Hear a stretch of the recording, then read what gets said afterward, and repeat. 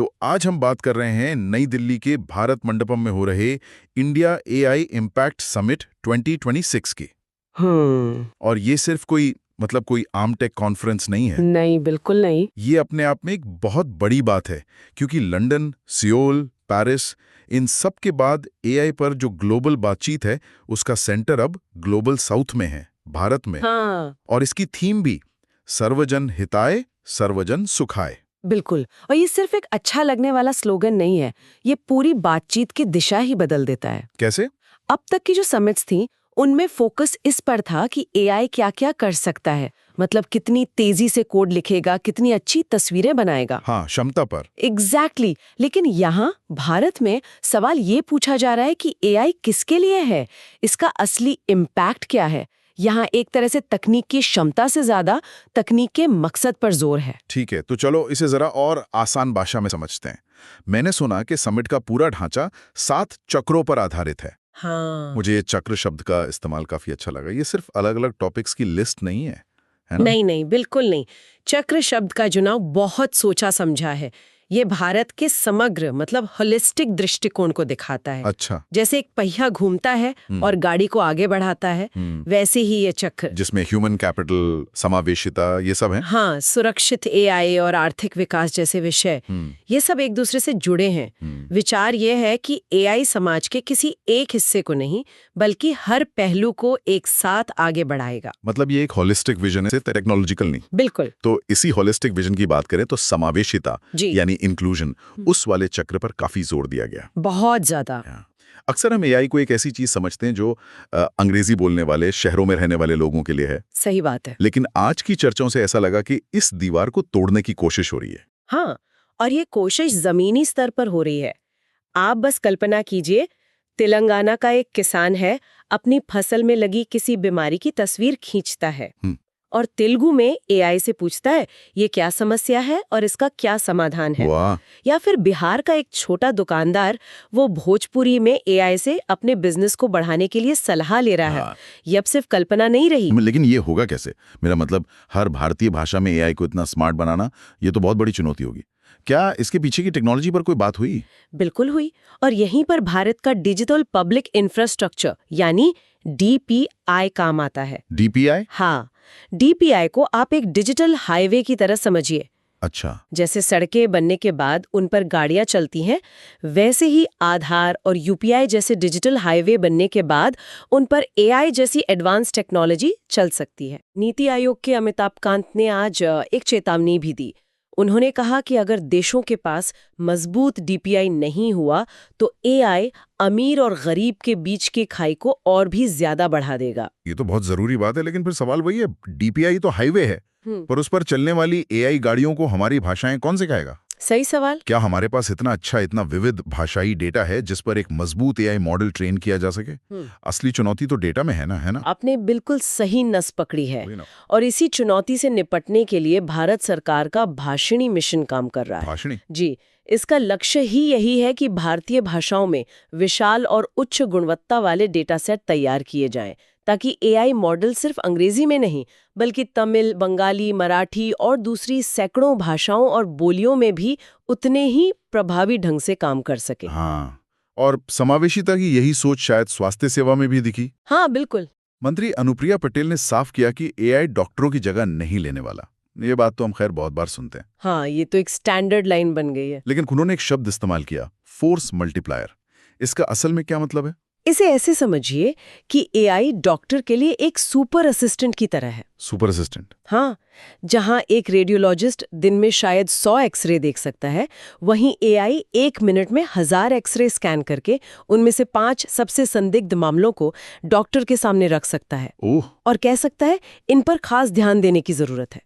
इससे हुआ क्या? डॉक्टर का काम खत्म नहीं हुआ, बल्कि उनकी शक्ति और सटीकता 1000 गुना बढ़ गई। बिल्कुल। और लक्ष्य है स्वास्थ्य समानता, मतलब देश के किसी भी कोने में बैठे व्यक्ति को बेहतरीन डायग्नोस्टिक सलाह मिल सके, भले ही वहां कोई बड़ा विशेषज्ञ मौजूद ना हो। वाह, मतलब एआई का असर अब सिर्फ हमारे फोन या कंप्यूटर तक सीमित नहीं है। नहीं, अब ये असली दुनिया में आ रहा है। और इसी से जुड़ी एक और चीज ने एक्सपो में मेरा ध्यान खींचा, एक मिनट, मैंने वहां कश्मीर के स्टॉल पर गायों के गले में कुछ चमकते हुए पट्टे देखे। हाँ, स्मार्ट नेकलेस। क्या वो सच में एआई पावर्ड थे? मुझे लगा वो बस कोई फैंसी ट्रैकिंग डिवाइस होंगे। वो आखिर करते क्या हैं? वो फैंसी ट्रैकिंग डिवाइस से कहीं ज्यादा हैं। वो स्मार्ट नेकलेस फिजिकल एआई का एक बेहतरीन उदाहरण है। अच्छा। और ये काम कैसे करते हैं वो भी कमाल का है। इन नेकलेस में छोटे छोटे आईओटी सेंसर लगे होते हैं जो गाय की शरीर का तापमान, वो कितना चल फिर रही हैं और यहाँ तक कि उसके जुगाली करने का पैटर्न भी लगातार ट्रैक करते हैं। ओह, इतना सब कुछ। हाँ, और एआई इन सभी डेटा पॉइंट्स को मिलाकर एक हेल्थ स्कोर बनाता है। जैसे ही किसी संक्रमण के कारण स्कोर में कोई गड़बड़ी दिखती है, लक्षण बाहर आने से कई घंटे पहले ही किसान के फोन पर अलर्ट आ जाता है। एग्जैक्टली। कमाल है। मतलब आप कह रही हैं कि गाय के बीमार दिखने से पहले ही किसान को पता चल जाता है। ये तो एक किसान की पूरी आजीविका बचा सकता है। बिल्कुल। और ऐसा ही एक और उदाहरण था सैटेलाइट सिस्टम का। वो क्या था? ये सैटेलाइट से ली गई तस्वीरों का विश्लेषण करके 95% सटीकता के साथ बता सकता है कि खेत में लगे गन्ने में कितनी मिठास होगी। क्या बात है। ये सिर्फ एक दिलचस्प डेटा पॉइंट नहीं है। इससे किसान को अपनी फसल का सही दाम तय करने में और मिल मालिकों को अपनी उत्पादन प्रक्रिया को बेहतर बनाने में सीधी मदद मिलती है। इसी को हम फिजिकल एआई कहते हैं। जब एआई डिजिटल दुनिया से निकलकर हमारे खेतों, खलिहानों और फैक्ट्रियों में ठोस भौतिक बदलाव लाता है। बिल्कुल। इसी फिजिकल एआई की बात करें तो मैंने टीसीएस का वो 4 पैरों वाला रोबोट डॉग भी देखा। हाँ, वो भी काफी चर्चा में था। ईमानदारी से कहूं तो उसे देखकर थोड़ा डर भी लगा। वो ब्लैक मिरर के किसी एपिसोड से निकला हुआ लग रहा था। उसकी बनावट थोड़ी डरावनी लग सकती है, लेकिन उसका मकसद इंसानों को बचाना है। बचाना। हाँ, वो रोबोट औद्योगिक सुरक्षा के लिए बनाया गया है। सोचिए, किसी फैक्ट्री के बॉयलर रूम में गैस लीक का खतरा है, या किसी ऐसी जगह पर जाना है जहां तापमान बहुत ज्यादा है। हाँ, खतरनाक जगह। तो ऐसे खतरनाक काम के लिए किसी इंसान को भेजने के बजाय ये रोबोट वहां जाकर स्थिति का जायजा ले सकता है, लाइव वीडियो भेज सकता है और इंसानों को सुरक्षित रख सकता है। अच्छा, तो ये एआई को इंसानों को बचाने के लिए इस्तेमाल करने का एक बेहतरीन उदाहरण है। सही। इंसानों को सुरक्षित रखना। यहीं से एक दूसरा पहलू भी निकलता है। जब एक तरफ हम एआई को सुरक्षा के लिए इस्तेमाल कर रहे हैं, तो दूसरी तरफ इसी तकनीक से जुड़े खतरे भी हैं, जैसे डीप फेक। क्या इस पर भी कोई गंभीर बात हुई? हाँ, और ये समिट की सबसे महत्वपूर्ण चर्चाओं में से एक थी। केंद्रीय आईटी मंत्री अश्विनी वैष्णव ने बहुत सख्त लहजे में कहा। क्या कहा उन्होंने? उन्होंने कहा कि डीप फेक खासकर बच्चों की सुरक्षा के मामले में अब बर्दाश्त के बाहर है और इस पर मजबूत नियमों की तत्काल जरूरत है। मतलब सरकार सख्त है इस पे। बहुत। ये समिट सिर्फ तकनीक का जश्न नहीं मना रहा, बल्कि इसके लिए गार्ड रेल्स यानी सुरक्षा नियम भी बना रहा है। लेकिन क्या ये सिर्फ कहने की बातें हैं? बड़ी बड़ी सोशल मीडिया कंपनियां जो ज्यादातर विदेशी हैं, उन पर नियम लागू करवाना कितना मुश्किल होता है, ये हम सब जानते हैं। सही बात है। क्या सरकार ने कोई ठोस कदम बताया कि वो इन कंपनियों को जवाबदेह कैसे बनाएगी? ये एक बहुत ही जायज सवाल है और इस पर भी चर्चा हुई। मंत्री ने बताया कि सरकार एक नए डिजिटल इंडिया एक्ट पर काम कर रही है। अच्छा। जिसमें एआई से होने वाले नुकसान के लिए प्लेटफॉर्म्स की जवाबदेही तय की जाएगी। यानी आप हमारे देश में बिजनेस कर रहे हैं तो यहाँ के नागरिकों की सुरक्षा आपकी जिम्मेदारी है। मतलब इनोवेशन और रेगुलेशन साथ साथ चलेंगे। बिल्कुल। समिट के सुरक्षित और भरोसेमंद एआई चक्र का सार यही है। अगर लोगों को ये भरोसा नहीं होगा कि एआई सुरक्षित है, तो वो इसे कभी नहीं अपनाएंगे। विश्वास ही वो नींव है जिस पर एआई का भविष्य टिका है। ठीक है, अब जरा वैश्विक नजरिए से देखते हैं। आज एक बड़ी खबर पर फिर से मुहर लगी। एंथ्रोपिक वाली? हाँ, दुनिया की सबसे बड़ी एआई कंपनियों में से एक एंथ्रोपिक बेंगलुरु में अपना पहला भारतीय ऑफिस खोल रही है। इसका क्या मतलब निकाला जाए? इसका मतलब बहुत गहरा है। उन्होंने ये भी बताया कि अमेरिका के बाद भारत उनके एआई मॉडल क्लॉड का दूसरा सबसे बड़ा बाजार है। दूसरा सबसे बड़ा? जी, लेकिन ये सिर्फ बाजार की कहानी नहीं है। एंथ्रोपिक का यहाँ ऑफिस खोलना दिखाता है कि दुनिया अब भारत को सिर्फ एआई के एक बड़े उपभोक्ता के रूप में नहीं देख रही है। तो फिर किस रूप में देख रही है? एक टैलेंट कैपिटल के रूप में। ये एक तरह का जियोपॉलिटिकल स्टेटमेंट है। वे इस बात पर दांव लगा रहे हैं कि एआई के भविष्य के नियम और एप्लीकेशन भारत में बनाए जाएंगे। ये भारत के एथिकल एआई फ्रेमवर्क में एक बहुत बड़ा विश्वास मत है। और जैसे इतनी बड़ी कंपनियां यहां आती हैं, तो एक सवाल हर किसी के मन में आता है, जिसका डर भी सबको है। क्या एआई हमारी नौकरियां खत्म कर देगा? हाँ, और ये डर स्वाभाविक है। इस पर कुछ बात हुई? बिल्कुल। इस पर माइक्रोसॉफ्ट इंडिया के प्रेसिडेंट ने एक बहुत दिलचस्प थ्योरी पेश की जिसे उन्होंने टास्क्स की अनबंडलिंग कहा। अनबंडलिंग ऑफ टास्क्स सुनने में थोड़ा जटिल लगता है। पर इसका कॉन्सेप्ट बहुत सरल है। उन्होंने समझाया कि एआई पूरी की पूरी नौकरी को खत्म नहीं करता, तो फिर बल्कि नौकरी के अंदर के कुछ खास कामों या टास्क्स को स्वचालित कर देता है। कोई उदाहरण? एक उदाहरण लेते हैं। मान लीजिए आप एक मार्केटिंग मैनेजर हैं। आपकी नौकरी में कई काम हैं, कैंपेन की स्ट्रैटेजी बनाना, अपनी टीम को मैनेज करना, क्लाइंट से मिलना और हर हफ्ते की बोरिंग डेटा रिपोर्ट बनाना। हंसते हुए, बिल्कुल।